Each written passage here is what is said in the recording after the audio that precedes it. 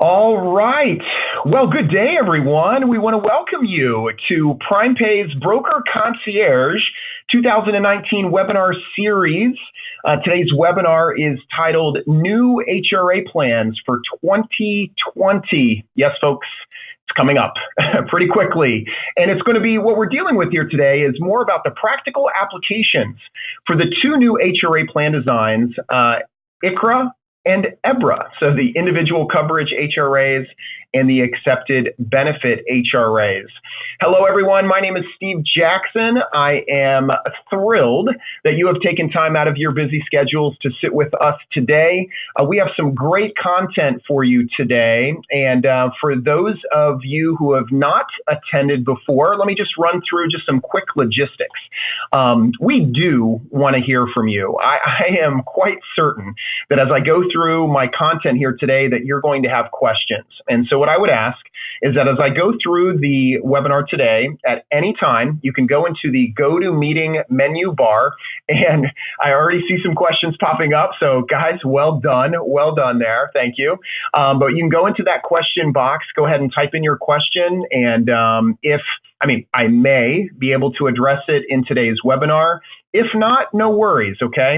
We will have our subject matter experts here at PrimePay connect with you directly to get you the answers that you desire, all right? So we do want to hear from you. Your lines are muted, but we do want to make sure that you are heard. So please make yourself heard. Now, a top question that we do receive is, are we recording this webinar? And we do.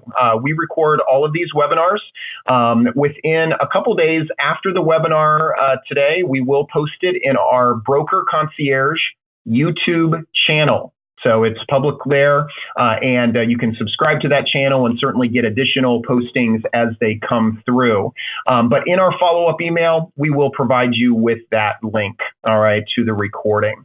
Those of you who are our Broker Concierge partners, we will also be able to provide you with a copy of this deck here as well, all right? All right, I think that will about do it, at least for the logistics today. So this, folks, those of you attending today, this is kind of part two of our webinars the webinar that we held last month in July. And last month, back in June of this year is when the final rule had come out. And in July, we kind of brought more of the technical guidance aspects to these two new HRA plans. And but it was more technical, right? I mean, kind of really telling you what these plan designs are. Today, what I hope to do is be able to bring some real practical use. I mean, you're going to begin communicating these ideas and strategies to clients, or you're going to want to better understand how you can best position these strategies with your employer groups. And so that's really what we want you to get out of this here today. So this is kind of part two. We're not going to get into too much of the technical aspect of what it is. We're going to really talk about how to use it. But we will certainly be doing some review here as we go along. Also, we are going to be entering into, I'm going to be including some poll questions as well. So you will want to be close by your computer. So when I pull those up, we'd love to get your input. I've got 3 of those here as I go throughout the PowerPoint here today. So as we look back, just real quick, we got to do that quick summary, right? But June 13th, 2019, we had basically a joint communication that came out from Health and Human Services, the Department of Labor, Treasury, the IRS, and they announced this final rule that made the proposed HRA plan designs into reality. All right, and basically made them effective for plan years beginning January 1st, 2020. And they came out with this statement, right? You know, listen, the goal of this, right? It was the goal of the Trump administration, and now with this statement, with this final rule, that the goal was to increase the number of low to moderate wage workers with health insurance coverage, right? I think we all would tend to agree we want that. We also want to provide greater flexibility to small employers to be able to offer coverage, right? Because when you look at groups that are maybe 10 or fewer employees, actually it's less than half of those employers offer group-sponsored insurance coverage today. So helping those small employers do that, and also to promote greater employer and employee flexibility. And I think as we go through the various kind of the practicalities of it all, you will begin to see how it benefits the employer and where it goes to benefit the employee overall. So with that announcement, with this final rule, as benefits brokers, you need to know that there's now these six types, if you will, plan types of HRAs. And so we have our original four, with the newest one, the Qualified Small Employer HRA, that came on board there at the very end of 2016. So that's been around here now for just a couple years, and we're starting to see greater adoption with small employers as it relates to the QSEHRA. And then we have now these two new HRAs, the Individual Coverage HRA, which you're going to hear me throughout the webinar today pronounce it as ICHRA. All right, it's not me coughing. It's me just saying the acronym for Individual Coverage HRA. And then the sixth one here is the Accepted Benefits HRA. And I'm going to classify that as EBHRA as I go through the webinar here today. So the two new, 5 and 6 there, Individual Coverage and Accepted Benefits, those will be available to employers as of January 1st. Okay, of 2020. All the others are available now as standalone or as integrated with their various group health plans. So let's jump right into this. First, want to cover the ICHRA. The ICHRA carries, I think, a tremendous amount more of opportunities, at least where you're going to be able to drive this strategy more than anywhere else. You're going to see ICHRA really come into play. All right. So some of you here that are on the call, you might have missed our July webinar. You might say, Steve, I've been on vacation all summer long. All right. I don't even know what you're talking about now. But you may be raising your hand saying, well, hey, wait, hang on a second. Can you just give me a brief review here of ICHRA? So I guess let's review just quickly. It starts with an individual policy, right? Through an HRA, you have, briefly with an HRA, it's a 100% employer-funded benefit, right? You guys know that. So an HRA is always driven from the employer, but because it's 100% employer funds, it always provides the employer with the ability to create their own specific design, right? I mean, they can kind of, it's not a cookie cutter by any stretch. Most of these HRA plan designs, there's really actually a lot of flexibility. And then since an HRA falls under Section 105 of the code, of the Internal Revenue Code, that allows the employer benefit through the HRA to be made with tax-free funds. Okay, so it goes tax-free to the employee. And then when it is reimbursed, then that employer can actually deduct. It's a business deduction that can be made then directly to the employer. So when we look at just the benefits of an HRA, oh man, okay, well, 100% employer paid, or employer funded, I should say, and then it goes tax-free to the employee, tax deductible to the employer. So with ICHRA, it provides employees with these tax-free funds to pay for their cost of individual market coverage that qualifies as ACA compliant. So here's an opportunity with an ICHRA where an employer can set aside a certain amount of money within an HRA, have it be made available tax-free, and those dollars, that benefit, can be available for them to purchase individual market coverage, okay? And that can be purchased on or off the exchange. And I'll dive into a little bit of that here in a little later. Just the standard HRA rules, right? The IRS says if you're going to get a tax-preferred benefit out to your employees, we want you to follow some rules. So there's always the substantiation, right? The adjudication of claims. And so an employer can actually state, hey, employee, you've got to substantiate. You have to prove, right? Annually, or it could actually be more based on the employer's wishes and language within the agreement. They can substantiate annually or before the first day of the plan year, and all they need to do is provide a document from the third party, right? Would be the carrier employer, right, covering the individual, or an attestation by the individual. And there's samples that are already provided by the IRS in regard to that. So what's nice though with an ICHRA, not only can this money be made available for just individual market coverage, okay? So this is a non-group health plan, okay? It can also reimburse deductibles of those medical plan benefits, co-insurance, co-payments, but also any qualified 213D, okay, unreimbursed medical expense. All right, for on behalf of the employee and the family. All right, so it's a really nice feature there, right? So it is an HRA that's established more specifically for individual premiums, but it can be made available for eligible medical expenses. Now, key benefits over the group health plan. Now, I know each of you are going to say, and actually you're gonna preach to the choir here. You're gonna say, Steve, come on, the group benefit, the employer-sponsored group health plan. I can name a myriad number of benefits, how it's better than an individual market plan, right? You can, and you're going to be preaching to the choir. However, I do need to talk about just key benefits here, right? As part of this plan design, you need to be able to talk and communicate intelligently, right? And clearly, about it. So guess what happens, right? So when you introduce this ICHRA to this employee base, the employer is removed from the insurance risk, which, risk involves the decision-making process, just that annual decision-making on, okay, I gotta, which carrier am I choosing? What's the price? What's it going to? What's my renewal look like? How does my network work? Do my employees like it? All those kind of decisions that need to be made year in and year out, that would be removed. The cost, of course, other than the ICHRA benefit that's being provided. But the cost would be that yearly cost and certainly monthly cost would be removed directly from those carriers. And then a big one too is the fiduciary aspect.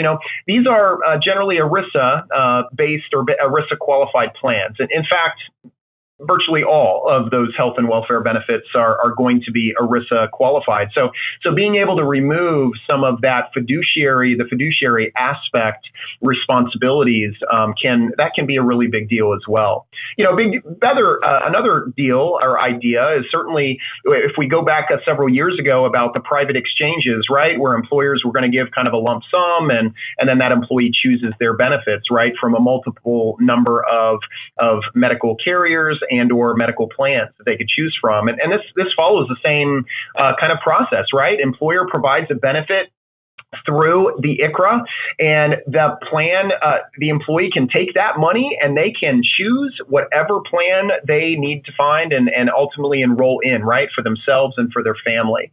So the plan, they go through that decision process, which is honestly, for many employees, they welcome that. Others kind of shy away, right, if there's a lot of choices, I'm sure. But the plan is chosen under the employee's discretion. There are certainly tax efficiencies, right? The HRA is the vehicle that really delivers that tax-free benefit to the employee, right? In this tight labor market, kind of a nice feature, right now to be able to provide. And certainly having the tax deductibility of the HRA, that's a nice feature as well. Flexible plan design options. It is very flexible. HRAs have been, again, as long as they're not found discriminatory, right? If you're providing the benefit to, consistently to similarly situated employees, right? There's consistency there. You're not going to be providing that plan in a discriminatory fashion, but there are truly really strong flexible plan design options through each HRA, and certainly an ICHRA is no different. Employee classes. Another great benefit is that this ICHRA can be designed, and I'm going to go through some scenarios here today that will really shine a light in this, but an employer has the ability to choose employee classes in which this ICHRA would be made available. it's a really nice feature. Actually, we'll touch on this here as I get into the scenarios. And then lastly, of course, right, budget control. The employer does not, if they're in a self-funded plan today, they don't have to worry about, just all the other specific aspects of cost that can impact them providing an employer-sponsored group health plan. So it does help them control their budget here even more. All right. So you might be sitting here, though, saying, here, you got your thinking cap on, right? That's your light bulb thinking cap there. And this is you on the screen saying, well, I don't know, Steve. I mean, come on. I mean, I'm a benefits broker. I sell group health insurance and probably other related items as well, right? But how should I really believe? What should I do to believe in this strategy? Is it a defensive strategy? I mean, when I come into a competitive situation, should I then try to introduce it? Should I really try to be on the offense, right, of this strategy and really get ahead of it, right, proactive with this strategy? Or am I really using it occasionally, very infrequently, and I'm really using it as an alternative or optional strategy? So this is where I want to try to shed some light. And each of you are going to be different, right? But I'm going to bring to light several things. It might trigger some things in your head in regard to specific clients, prospects that you're working with here today. So there are several factors, right, that can influence this particular strategy, all right, with ICHRA, all right, the individual coverage HRA. So, and you got to just think about your individual clients, right, or prospects that you have here today. There could be local market factors affecting that particular client. I'm here in the Philadelphia market, right? But what's good for me here in the Philadelphia market may not be as good for me in the Raleigh, Durham, North Carolina market, right? Or another market that you may have. You may not have the type of options for individual coverage. You may have different levels of provider networks, right? I mean, just there's local market types of factors that are absolutely going to influence the decision whether an ICHRA could be meaningful to that particular client or not. Also, then you look at the cost of providing healthcare, right? Each state is different. Pricing is different all across the country. And based on the population of the employer, right? The employee population, that cost needs to be weighed in relation to what if a group health plan is just absolutely the best option, or an ICHRA strategy is a better option, right? A tight labor market. I mean, you guys have heard me say it here. You know it, right? We're at one of the lowest unemployment rates. I mean, as ever, right? So the ability to hire, and more of the diverse workforce where you have 3 generations of employees, probably within your employment, if you're the employer, that you need to consider, what do my employees want? What is best for hiring, attracting candidates to to our job versus, other decisions that have to be made with a group health plan. Increase of waivers. A particular client of yours may be seeing at least a request for waivers or an increase in waivers in some capacity. Well, an ICHRA could be the right fit, specifically for that employer. There could also be geographic challenges. As I said, we're based here out of Philadelphia, Pennsylvania, but certainly our other centers and offices across the country, we may not have the similar types of networks that we desire for that particular locality. And so we may need geographically to be able to establish an ICHRA that would be available just for that geographic area and location. So there could be some geographic challenges with an employer. Through a CBA, a collective bargaining agreement, union versus non-union, right? Could this potentially be used as part of a collective bargaining agreement to be able to satisfy some of the specific negotiations that are being made through those agreements, right? Maybe not in all cases, but maybe some cases it could really be applicable. And then you also want to think about vertical markets. You as an agency, you may not have a specific niche, right? A specific industry that you focus in on, but you might focus in on a certain size of employer, right? And or there may be a particular vertical market that you're in, and some of these markets may have a lack of full-time employees.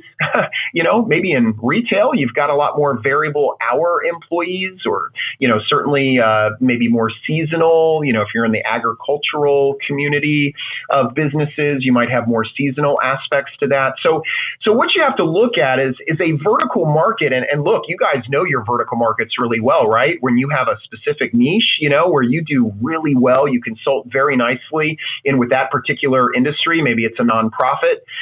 It could be white collar, blue collar, right? Construction. As I mentioned, restaurants. There could be some specific aspects with what you go after, and using this strategy, it can affect a specific vertical market much more positively than maybe in another market overall. All right, so it's really ultimately it's finding the right fit, right? You're like, Steve, yeah, exactly.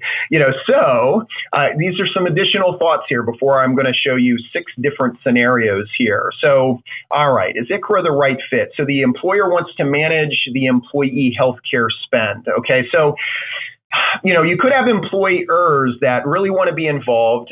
Maybe it is so prudent for them to offer a group health plan based on the type of employer that they are, the type of employee that they hire, right? That they need to do that. But if they really want to have more budget control over those dollars, where they control it themselves from year to year, the ICHRA could be a good fit, right? They're managing the maximum benefit in that ICHRA benefit. They're naming the expenses that are qualified through that, and they manage that maximum benefit amount from year to year to year. Offering ICHRA to part-time or seasonal employees. When you look at part-timers, sometimes many employers have long-term part-time employees. Well, these are good employees, right? They're quality employees. They may not be full-time, but they're here week after week, month after month. You depend on them, right?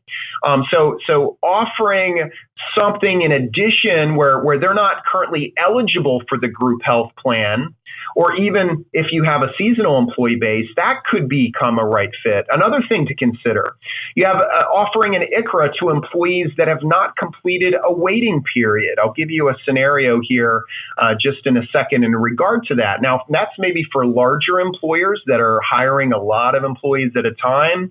Maybe they are wanting to be able to provide something to them, before they become eligible for the group health plan. Kind of interesting, right? Also, next is offering an ICHRA to employees in a separate line of business or geographic location, right? So think about your employers that have multiple locations. I'm right here in Philadelphia, and it's not too out of the question for employers here in Philadelphia to have locations in New Jersey, Southern Jersey, or Delaware, or Maryland. They're right here. We touch them all right here, right? So is that an opportunity based on the type of population or geographic location? Maybe it's the type of employees, separate line of business, geographic location. Establishing an ICHRA just for that could be the very right fit for that employer. And then using ICHRA to satisfy employer mandate instead of a MEC only plan. There's many employers that are trying to do minimums, right? The minimum essential coverage only types of plans out there today. Well, ICHRA, the employer mandate isn't going away, but ICHRA can satisfy penalties A and B in regard to the employer mandate. So utilizing an ICHRA strategy in those instances actually might be a very, very nice fit. So why don't we go into a few possible scenarios? So I have here now the first 3 that I want to mention. So I have a total of 6. And after these three, I'm actually going to pull up a poll question, and I'd like to get a sense of where you think, hey, this first one, hiring and retaining, that looks to be my favorite, or the middle, or the last one. We'd like to get your input in regard to where you see your use best case scenario as what is listed here today. So think about these scenarios with ICHRA. Hiring and retaining, right? So this would be in the case where you take a specific full-time employee base, right? This could be a small employer, okay? This is a non-applicable large employer that is now offering an ICHRA because they don't offer benefits and they want to offer it to full-time employees. If you look at kind of the basic definition of what ICHRA, how it was created, it was kind of like for this first scenario, right? You as an employer, you're not offering health insurance or a group health plan here today. But I do need to hire and I need to retain. I need to be able to provide these employees and I need to be able to find good candidates and they need to want to come to work for me. So I have to provide some type of a benefit. So this is the classic sense, the scenario. And you may run into this more with a particular small employer, but you could also run into it with a larger employer that may not be possibly providing a group health plan for a certain class of employees.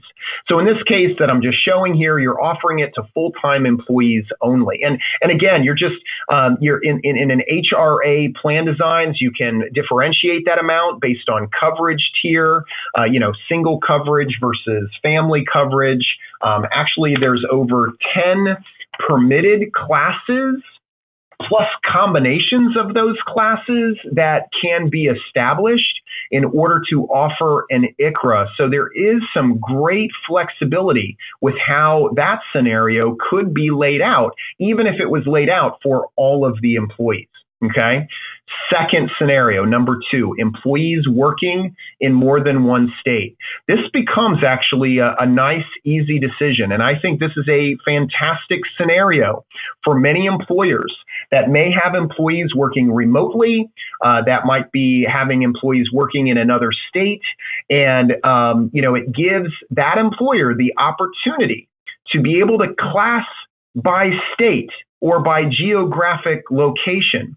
Now, you want to be very, again, looking at some of those factors that are going to influence the decision, right? You've got to look at the local market, right? What kind of federal exchange marketplace do we have? What carriers are available on or off the exchange? You need to look at all of those markets, but it gives that employer to provide a specific dollar amount benefit to those employees residing in that one location or that state. All right. So very, actually something that could be done time and time again, okay, with your larger employers. Scenario number 3 is, and this isn't out of the question actually at all, right? I think an ICHRA, maybe for a lot of maybe smaller employers, a small employer is going to look at this and say, fantastic. What a great option. I don't have a chance right now. I can't afford a group health plan or to implement that at this time. However, I want to provide a benefit. And so they introduce an ICHRA to their population and add it as part of their benefit program, right? But many of your employers, you're in the business, I believe, to sell health insurance. And so you're going to offer group health plans to your employers. However, they're still making decisions based on certain classes and teams and departments and locations within their company that they need to try to figure out, how do we do this? How can we make it affordable? I want to provide a benefit. I don't want to provide a group health plan benefit to them. What are my options? And so this third scenario here is a big one, right? You're offering a group health plan and ICHRA, and that's a group health plan to full-time employees, right? But then your ICHRA is for part-time. So remember that kind of scenario, or kind of the right fit questions where it's like, well, I mean, if you've got a lot of longer-term part-time employees that you certainly want to be able to make eligible for some type of benefits, this would be a great use of that. So the group health plan would be to all full-time employees, but the ICHRA now is introduced to the part-time population. The group health plan is only to local employees. The ICHRA would be to remote employees. So in my example here, based out of Philadelphia, all right, Philadelphia employees, you get the group health plan, but those located in Raleigh, you're going to get the ICHRA, right, or another location, right? So that would be that thought, that scenario, which can certainly come into play. A group health plan to non-CBA and ICHRA to CBA members, right? So when you're in union negotiations, the ICHRA could come into play in regard to, fulfilling some of the negotiation tactics. We don't know, right? I mean, that's all different based on every CBA that you run across. The group health plan could be available to just the union, and the non-union get the ICHRA, right? So you could flip-flop that one. And then lastly, group health plan to existing employees, the ICHRA to new employees. Steve, say that again. Yeah, so you can actually establish an ICHRA that is kind of grandfathered for existing employees, and then after a specified date, that group health plan is not available to them, but the ICHRA is now available to those new hires after a specific date. I don't know. Interesting, right? It's a scenario. So the group health plan would be to existing employees, the ICHRA to new employees or new hires going forward. All right, so get to your computers here. I'm going to launch this poll. And so it says here, what ICHRA scenarios do you see yourself reviewing with your clients as options? Could it be all three options? Do you like the first scenario, the second scenario, the third scenario? Or, all right, you can be honest, you don't like any of them, none of them. So if you would, go ahead and go through there. Just go ahead and click on what is most appropriate for you. We're not going to take too long with this. This is certainly not a CE, so don't have to have all participants, but would just love your feedback quickly. I would just give a few more votes in here. You guys are doing great. All right, 5 more seconds. Click on something there. All right. Okay, we're going to close that. And let me share that here with you. And so you see here, actually, my view is very small. So about 36% actually are showing all three options. So that certainly seems to be, you do feel that all three options provide opportunities, right?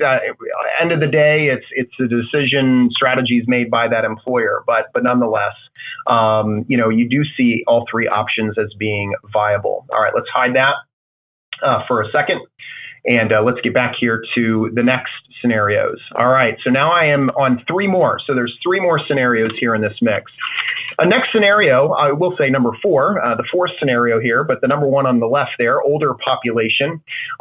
There could be a subset of population here within the employer that really enables this more than others, right? Under an ICHRA, under that, a qualified expense can be used to reimburse for Medicare, A, B, C, D, and supplemental premiums.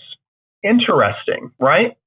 So now you can't just class, employees, of a certain age, and but you can make it eligible, right, to a full certain class of employees. And but you could define it at where you are reimbursing only a certain amount, or that you're only reimbursing, medical or Medicare premiums. It can be used for that. It's very interesting, right? There's been for some time under the Medicare secondary payer rules, CMS has been very strict, right, over the years in regard to providing a financial incentive for an employer to get someone to come off of a group health plan to be on the Medicare plan. And so there's specific in the final rules, it has enabled this where an employer can provide this benefit through an ICHRA, and it can be used to reimburse Medicare premiums and supplemental premiums. Next scenario, scenario number 2, or well, 5, low wage earners. All right, so certain populations, many employers, right, depending on an hourly workforce, the type of work that they do, right, they may be have a larger population of low wage earners. I mean, it's quite possible that a group health plan is just too expensive. They just, you know what, my employees probably, they can't afford this, you know, let alone me maybe as an employer. And so offering an ICHRA that would be specific to either a class, as long as it's a legitimate class of employees, or just if the population of low wage earners is so great that it might just be opportunistic for an employer to offer an ICHRA to all of their full-time employees to enable them to purchase that individual market coverage. And I make a statement there, right? In that second there, it says less expensive than the group health plan. You know what? I can't say that with certainty, right? There can be certain plans that, if enrolled in, can be cheaper than the group health plan coverage of the employer. So I know it is a fact there. Now, it could be a lesser plan, right? I mean, all of those things come into play.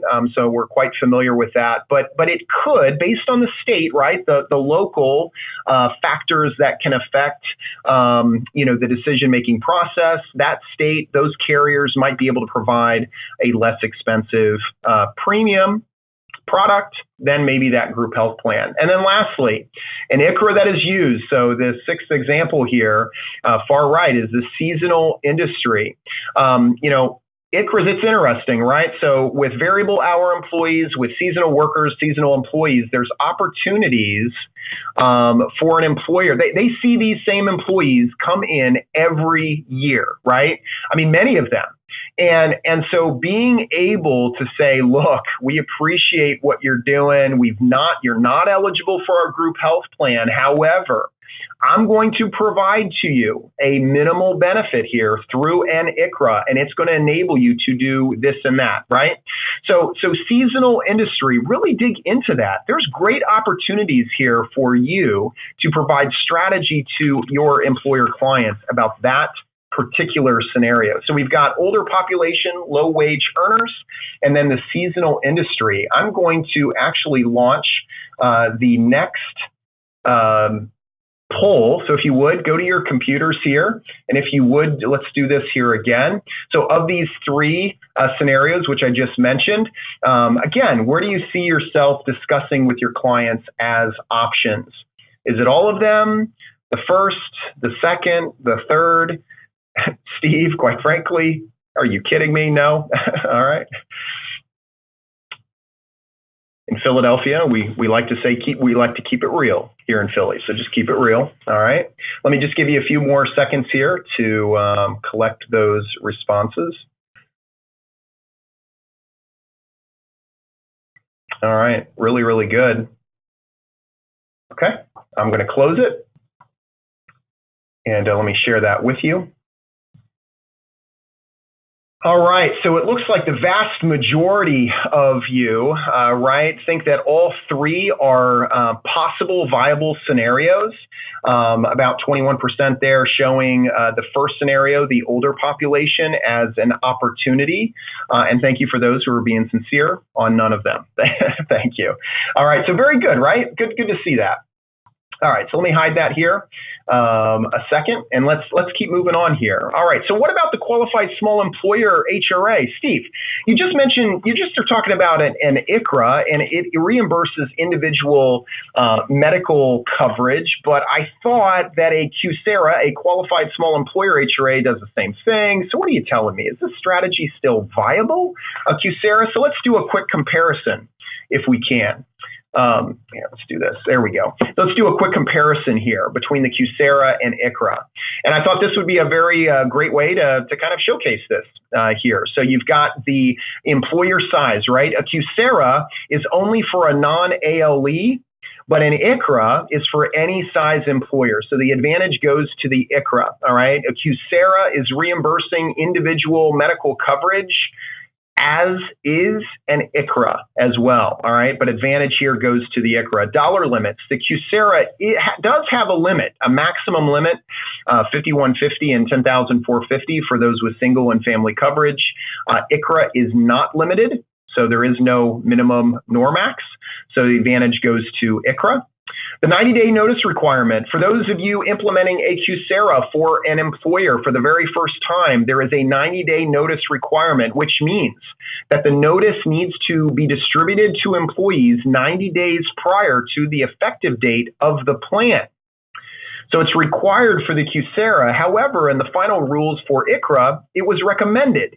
But for new plans, the ICHRA notice is required at the start of the plan year. So here in this case, whereas you need a little bit of, launch time, right? Airstrip, I suppose, to kind of get started there for QSEHRA, right, with the 90 days, the ICHRA, you can actually provide that notice at the time of the effective date. So you don't have that 90 days. So advantage goes to ICHRA. Premium tax credit eligibility. The QSEHRA does not eliminate the subsidy, the premium subsidy that is available if they go on exchange. Participation in ICHRA, though, bars PTC eligibility. So the advantage here goes to QSEHRA. So based on that population, if you're going to have a large amount of those numbers of that population actually be qualifying for the subsidy, right, then QSEHRA might be a better strategy to employ in that case. But the advantages go to QSEHRA. Ability to offer other group health plans. Under a QSEHRA, no, you cannot offer a group health plan nor accepted benefits, okay? You can't have a group dental plan. You can't have a group vision plan. You cannot offer another group health plan with QSEHRA. With ICHRA, it can be offered along with accepted benefits. All right, I'll touch into that just a little bit more, but the advantage goes to ICHRA. And then lastly, well, what about ERISA, COBRA, and NDT? Now, these are HRAs, so there are some ERISA aspects, okay, to QSEHRA and to ICHRA. But generally speaking, QSEHRA has more of those compliance measures that are taken away from on the ERISA, COBRA, NDT side of things, whereas ICHRA is going to be subject to all of that. So the advantage there goes to QSEHRA. So the whole piece here is, guys, that you have options here between a QSEHRA. You might have a very small employer, and maybe based on the population, after looking at all the factors that are influencing that decision, the QSEHRA might be a better choice. But ICHRA has actually several of these here where they are at an advantage. All right, let's move to accepted benefits here. This will actually go probably a little bit quicker, as we go through this process here. But let's do a quick review, because I know some of you are raising your hand, saying, "Okay, I'm sorry, Steve again. EBHRA, what are you talking about?"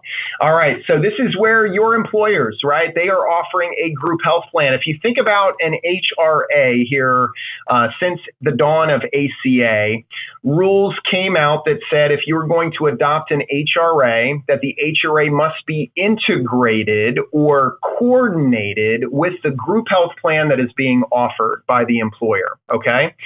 So, and that's been the rule that has been in place, right? So that's our standard HRA that we do today, right? An employer offers a group health plan. It's got a $2,000 deductible. The HRA is in place to reimburse a portion of that deductible expense, of that employer's plan. In this case here with EBHRA, it's non-integrated, right? It's an accepted benefit, all right? And so there's no attaching this EBHRA with the group health plan that is being offered, okay? It can stand alone.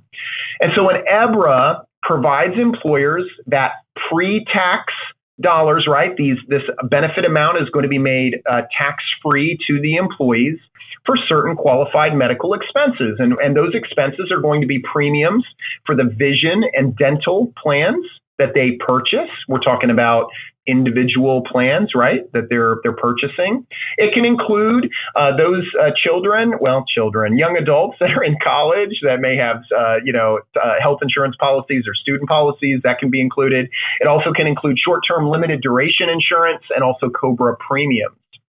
All right. Now, also then a part of EBHRAs, the same as with ICHRAs.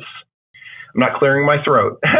The employer can reimburse for deductibles, co-insurance, co-payments. So it's those 213D expenses, just like the ICHRA, just like almost virtually any HRA that is being established. So what are the certain factors that can influence this particular strategy? And I just want to, I'm listing a couple here, and then I'll go into 3 scenarios with you.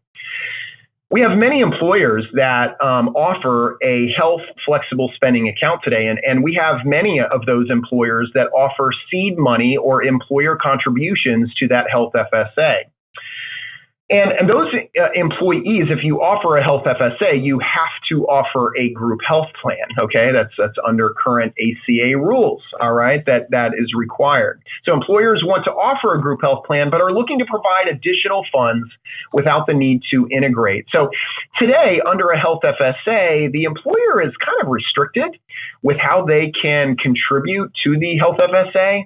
It's either a max of $500, or it could be up to a dollar for dollar match of what the employee contributes. It's not as easy as it may appear. And so with an EBHRA, possibly having something here that has an $1,800 limit that don't have to worry about FSA contributions, could still have an FSA, but now just has a specific set of dollars that could be made available to more than just medical expenses. It could be available now towards premiums. So there could be cases with specific classes of employees within your particular employer, client, or prospect, where they would like to reimburse more types of qualified expenses, right? For whatever reason, the employer does not wish to offer a group dental plan or vision, right? I don't know, myriad of reasons why that may not happen. This, again, think of not just large employers, but small employers as well. Having an employer establish an EBHRA specific for those premiums for certain employees could be a factor that influences this particular strategy. So when I look at the right fit, right, when we look at specific aspects here of, is this thing even, can it be a right fit? A lot of you, and when I looked at small employer, is there a small employer advantage to this? Well, I mean, small employer, not all small employers have adopted a group dental or vision plan, of these accepted benefits. I mean, there could be opportunities for this smaller employer now to provide a benefit amount that could go towards those specific premiums, toward vision and dental, or, for short-term limited duration insurance that those employees may have, or certainly COBRA premiums that they may have, right? So again, here's an employer that is not specifically, maybe a small employer that's not offering health insurance. Then you have those applicable large employers that are going to have maybe specific subsets of employees in which, again, they want to provide a more specific benefit to those certain types of employees. And this goes down then to similar types of markets and industries, as did ICHRA, right? Is there a particular vertical market that you work in today that where providing a dollar benefit, tax-free benefit for a specific subset of employees, location of employees, right? That would be specific to these types of premiums. Again, it's not reimbursing individual medical premiums, only the accepted benefit, okay? But it does have that extra piece where it can reimburse for unreimbursed medical expenses as well. So in your take here as a benefits broker, you're going, well, wait a minute. Yeah, I want to sell the group health plan. Well, this is exactly it. You are selling that. And this is a combination. You're coordinating, not integrating, but you're kind of coordinating this benefit along with that as well. And then it could be useful in collective bargaining agreements. This does have a rollover option. So these dollars can roll over from year to year. And that might be beneficial in a union, collective bargained agreement as you have those discussions. So let's look at some possible scenarios. And I'm listing 3 possible scenarios here. So the first one here is the standard, the way that it was created, right?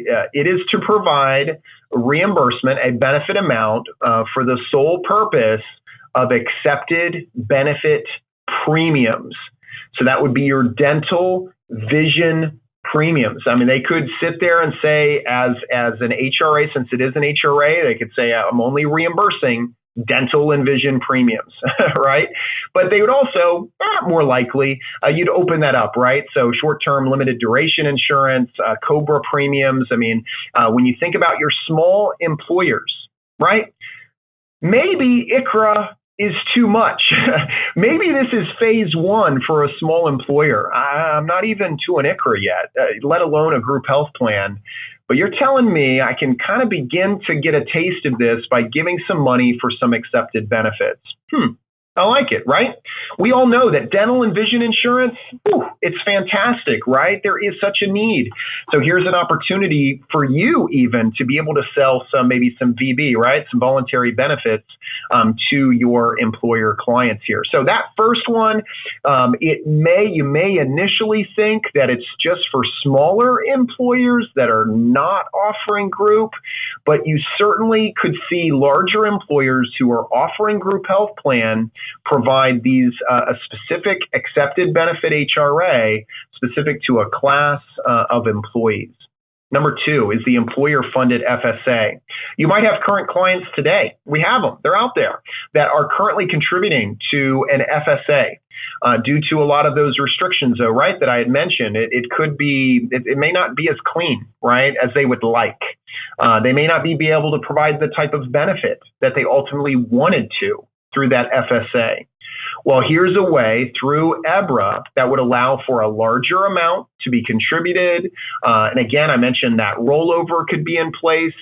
So because it does more than just reimburse unreimbursed medical expenses if it was sitting in a health FSA. The EBHRA ups that game. It now allows them to reimburse those accepted benefit premiums as well. And then I want to have you think about this last one here for a second, the third scenario here in EBHRA, and that's company merger and acquisition activity, M&A activity, right? Now, again, this is not all of your employer groups, right? It might just be a few, a handful, some here or there, right? But M&A activity creates all sorts of some issues and a lot of transitionary stuff going on there. And EBHRA could be established to actually help pay for COBRA coverage during the waiting period. So think about that. This could be a very, it could be open to COBRA premiums. And as this M&A activity is actually moving along, we bring those employees on through the acquisition or the merger. And now we have a benefit immediately available to them if those, either through the merger and acquisition or through other means, are currently on COBRA continuation. They're still sitting within their waiting period and unable to enroll in that group health plan at that time, for however that deal got done. So an EBHRA is another opportunity. Maybe that one's more specific, more very focused in the plan design, where it's going to be focused solely or more solely on COBRA premiums more than anything else with that scenario. All right, so go to your computers here once again. I'd like to get your take on these three scenarios, if you would. So I'm just showing it up here on the board, and then we'll begin I've got one more area I'd like to talk about here. So go ahead and type away. I appreciate you guys voting. It's great stuff, right? I mean, you guys can kind of see what everybody else is thinking here a little bit. Just give you guys a few more seconds here. Just let us know how you see those specific options, whether it's all of them, accepted benefits only, FSA funding, COBRA for an M&A activity, or none, which could be the case. All right, I am going to close the poll. Let me share that here with you. So it looks like 49% of you say that all three of these at least have some viability, in your lives as you guys see it within your agency and with your clients. It looks like 25%, more of the majority there was focused at least on the independent scenarios, that the first one probably made the most sense in regard to what you're doing, and 14% there in lieu of company-funded FSAs. So thank you for that. That's great information for us, and I think for you as well as you're out there in the marketplace. So I still have a little bit more here yet, but I wanted to mention this to you as well, because you put your thinking cap on, right? And you're saying, well, wait, Steve. There has to be more to these strategies, right? I mean, you gave 9 different scenarios, but I'm craving for more ideas. Well, all right, let's cover a few more. All right, so we're going to cover, just on the last couple slides here, are some additional scenarios, ideas, in how you incorporate ICHRA and EBHRA into the overall strategy, right, of an employer. We call that here prime pay stacked options. It's combination plans, right?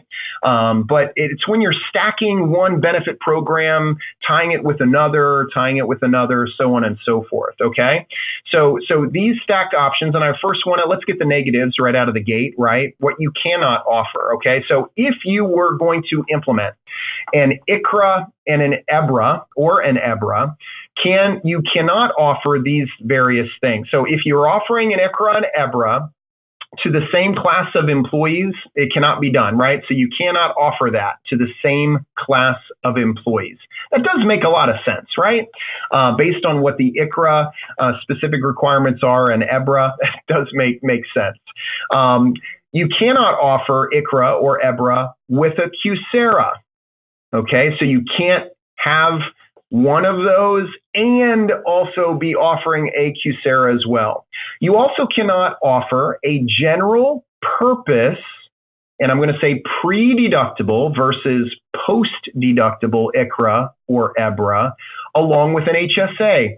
Guys, you're going to be offering these right alongside group health plans, right? Where you can to certain employees, and you want to make sure that you are not ruining any eligibility to contribute to an HSA. All right. So if an HSA happens to touch, okay, any of the class of population here in regard to this ICHRA and EBHRA, you cannot offer a general purpose, okay, because it would be reimbursing expenses prior to the minimum deductible being satisfied, and that would ruin the eligibility for contributing to an HSA. And then lastly, you cannot offer a group health plan and ICHRA to the same class of employees. That's pretty basic based on the ICHRA rules. But let's look at what can be offered here, all right, as stacked options. So what can we do, Steve? So we can offer an ICHRA with a health FSA and an EBHRA with a health FSA. So those two can work beautifully together time and time again, okay? So that's a very, very good thing. You can offer an EBHRA with an HRA integrated with a group health plan. This makes a ton of sense, okay? You may have a high deductible health plan today, right? You guys have them today, and you have an HRA that is integrated with that particular group health plan. You can also establish an EBHRA that would be part of that same class of employees. You can also offer other accepted benefits with ICHRA or EBHRA. So that's going to be your other accepted benefits like term life insurance and those other types of benefits that would be offered, okay? So you don't have a prohibition in regard to those other accepted benefits. You can offer ICHRA for active employees, and retiree HRA for former employees. All right. So here's two prominent HRA plan designs that can be used in conjunction with each other. So ICHRA for active, retiree HRA for former employees. You could also offer a post-deductible limited purpose EBHRA. Yep, that's a thing, along with an HSA. That would enable full eligibility of contributions to an HSA. You can offer an HSA with a premium only ICHRA. So there's no need to have a general purpose or a post-deductible ICHRA. If you're just establishing the ICHRA to reimburse individual market coverage premiums only, then you can have an HSA all day long, no problem. You can also offer a post-deductible limited purpose ICHRA with an HSA. So that's just another flip-flop that as long as the ICHRA is not reimbursing any medical expenses prior to the minimum deductible being satisfied, you can make contributions to your HSA. And lastly, I want to mention this. Think about this one. So you've now offered an ICHRA. And if that ICHRA is used, if those employees are purchasing off-exchange plans, that employer has the ability to establish payroll deductions on a pre-tax basis for those premiums on their own cafeteria plan. So the employer could save on the matching FICA taxes, and of course, the employee is going to save on all the taxes like a normal Section 125 plan, as if it were a group health plan, right? So I want you to think about your agency there for a second as well. Where do you stand in relation to being able to provide support for those employees? If you move in this direction and this strategy is going to be carried out, where your agency can be actively involved in helping and supporting those employees with those on or off exchange type of plans. As we wrap things up here, we've got, we've just listed here 7 steps to implementation. Clearly, as I've defined and kind of laid out those scenarios for you here today, haven't answered all your questions, right? Actually, I've seen a tremendous amount of questions, and thank you for doing that. And we will get back to you on those. But it is, relatively what we've done here is just provide 7 steps. These are the broad overview. If you were to develop an outline with a client, okay, if you're going to adopt an ICHRA or an EBHRA, we're going to need to focus on these 7 key areas of our implementation process. And then you're going to have to really get granular, underneath it with those sub-bullets. But number 1, if you're moving in this direction with these strategies, you're going to want to define the eligibility, right? And the classes. There are minimum numbers, meaning number of employees that would be part of a class. And you're going to really want to define where we're establishing this strategy to whom, right? Number 2, define type of reimbursement and the amount, right? What are you going to be reimbursing? And what is the amount that we're giving them, this particular group of employees? You then will determine the effective date. That's a no-brainer, but you want to look ahead. For these 2 new plans, these cannot be effective until January 1st, 2020. So what a great time to be able to speaking to clients right now over the next 90 days in regard to these specific strategies. Number 4, if you're moving down the path of an ICHRA for a certain subclass of employees, you're going to want to get in your head and in your timeline, to cancel the group health plan as of a certain date, certainly if applicable. Number 5, provide employees with resources to purchase individual market coverage, right? So these are plans that are on or off the exchange. This varies, right? I don't know how your agency participates in this today, but with ICHRA, you might want to consider or reconsider how you are participating in this opportunity, because it can provide additional revenue to you and to your agency. Number 6, then establish plan documents. Of course, these are under an HRA, under Section 105, so we need to be able to establish those documentation that's needed, and then certainly communicate and educate often and frequently to the employees who will be impacted, by these decisions. So, we're certainly curious for your thoughts here on this. You guys have been really attentive, and the questions that have been asked, I may have been able to answer some of them, but there are many questions here that you guys have sent in that we will have our subject matter experts here at PrimePay get back to each one of you and respond to you very quickly with your answers. We want you to consider PrimePay for these new HRA plans. We have a lot of years of experience with HRAs here in a broad array of plan designs. So we know the discrimination rules, intimately, and we can walk you and your clients through specific strategies that will apply to your particular clients and or prospects. So we'd love for you, if you'd like some more information, you can seek out our broker concierge team by any one of those numbers or items there that's on the screen here today. After this webinar is completed, we will be sending you an email. In that email will be a link to the recording. There will be some additional other types of briefs and information content that we can link and provide to you that will pertain particularly to this particular subject. If you missed our webinar in July, where we kind of touched on the technical aspects of these plans, we will link to that as well, so you have that. And for those of you who are our broker concierge partners, thank you for your business and your partnership. We will also be sending you a copy of the deck that was used today, all right, as partners.